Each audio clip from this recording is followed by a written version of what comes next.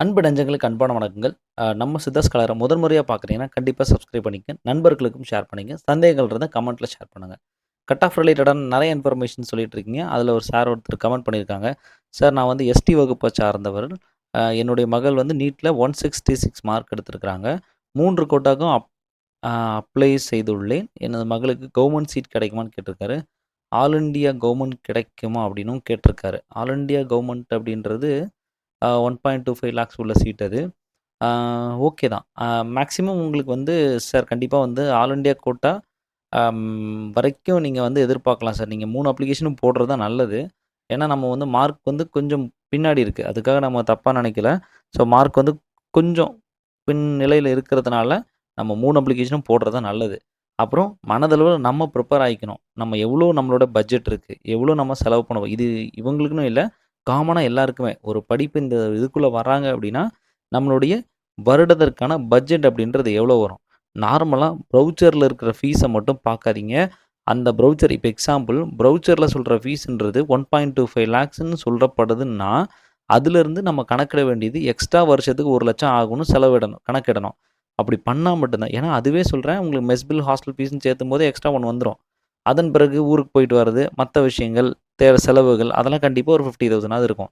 So, அதனால எப்படியும் அடிஷனலா 1,00,000 சேர்த்து தான் நம்ம கணக்கிடணும். அப்போ வருடத்திற்கு நீங்க ஒரு கவர்மெண்ட் கோட்டா எடுக்கிறீங்க அப்படின்னா 2.5 லேக்ஸ் ஆகும். ஸோ, அப்ப அந்த விஷயத்துக்கு நம்ம ஸ்டேபிளா, ஓகேவா இருப்போமா? நம்ம முடிச்ச பிறகு அந்த அமௌண்ட்ட நம்ம ஏன்னா நம்ம என்னதான் லோன் கட்டி அடிச்சாலும், அந்த அமௌண்ட்ட கண்டிப்பா எடுக்கக்கூடிய அளவுக்கு நம்ம திறமைப்படுத்திறோம்ல நம்ம குழந்தைங்க, கண்டிப்பா படிக்கிறதுக்கு ஊக்குவிப்பீங்க அப்படின்னா, கண்டிப்பா தாராளமா செய்யுங்க. அல்லாட்டு அது வந்து நம்ம அந்த அளவுக்கு யோசிச்சு தான் கண்டிப்பா நீங்க வந்து செய்யணும். ஸோ, அதற்காக இது வந்து ஒரு நீங்க சொல்லக்கூடிய விஷயங்கள் நெறைய கட் ஆஃப் ரிலேட்டட் நெறைய கேட்கும்போது, நம்ம ஃபுல் டீட்டெயில்ஸ் இன்ஃபர்மேஷன் குடுக்க முடியாததுக்கான ஒரே காரணம் இதுதான்.